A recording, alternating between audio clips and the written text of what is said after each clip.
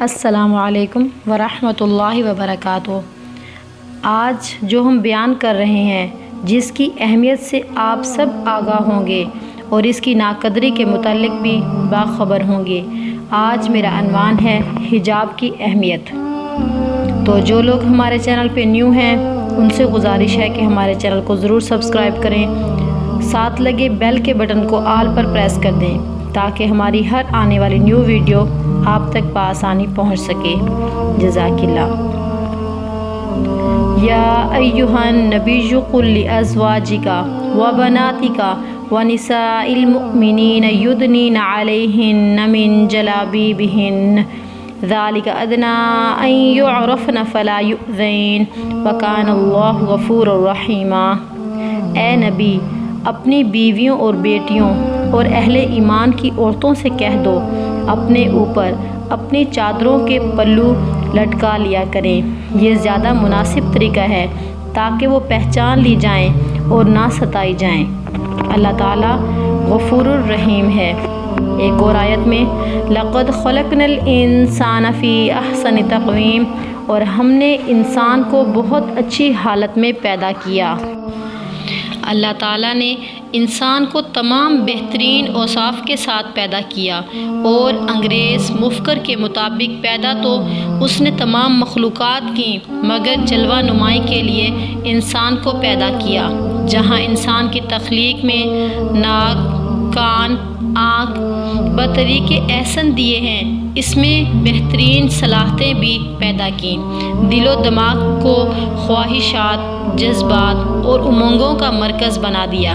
جب کوئی کام یا خواہش غلط رخ پڑنے لگے یا منفی ہونے لگے تو اندر ایک چوکیدار بٹھا دیا جو کچوکے لگاتا اور بتاتا ہے یہ کام صحیح نہیں ہے۔ اس چوکیدار کو ضمیر کہا جاتا ہے۔ آپ اپنی خواہشات کو جتنا اس ضمیر کے خلاف پروان چڑھائیں گے اسی قدر احسن التقویم کے پیمانے سے نیچے آتے جائیں گے۔ نبی اکرم صلی اللہ علیہ وآلہ وسلم ایک دعا اکثر مانگا کرتے تھے، اللہم انی اسألک الہدی والتقی والعفاف والغنی۔ اے اللہ، آپ سے ہدایت، پرہیزگاری، پاکیزگی اور غنا کا سوال کرتا ہوں۔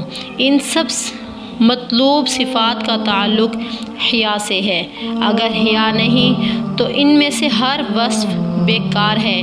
ایک اور احادیث مبارکہ میں ہے، الحیاء لا یعنی الا بالخیر، حیا سوائے بھلائی کے کچھ نہیں لاتی۔ امام نووی کے مطابق حیا ایک وصف ہے جو انسان کو برائی یا برے کام چھوڑنے پر آمادہ کرتا ہے اور اہل حق کو حق کی ادائیگی میں کوتاہی سے بچاتا ہے۔ اللہ تعالیٰ نے انسان کی تخلیق کے وقت جس صفات سے موقف کیا تھا ان میں ایک خوبی حیا ہے۔ شرعی نقطہ نظر سے حیا اس صفت کو کہتے ہیں جس کی وجہ سے انسان برائی اور گناہوں سے بچتا ہے۔ آپ صلی اللہ علیہ وآلہ وسلم نے ایک موقع پر ارشاد فرمایا، الحیاء من الایمان، یعنی دونوں کو لازم ملازم کر دیا۔ یہ ہماری بدقسمتی ہے کہ ہم کھانے پکانے کی تراکیب، کپڑوں کی ڈیزائننگ سے لے کر ہر چیز میں تحقیق کے دریا بنا دیتے ہیں، لیکن اسلامی اقدار اور انوات کے متعلق حد درجہ قناعت پسند ہو جاتے ہیں۔ ہمارے سامنے جب یہ ذکر ہو کہ فلاں شخص بہت حیادار ہے تو اس کا دوسرا مطلب خود بخود سمجھ جائے گا وہ بہت باپردہ ہے۔ حالانکہ حیا صرف احساس کا نام ہے۔ اگر کوئی حرام کماتا ہے تو وہ بھی بے حیا شخص ہے کہ اللہ کی فرما برداری کا احساس ختم کر دیا۔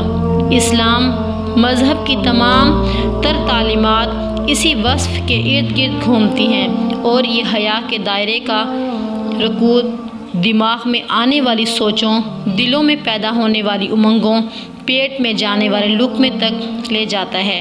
اسی لیے قرآن کی وہ صورت جس کے احکامات کو اللہ نے نماز، روزہ، حج، زکوٰۃ کی طرح لازمی قرار دیا، اس میں وہ سارے چور دروازے بند کر دیے گئے ہیں جو بے حیائی کی طرف جاتے ہیں۔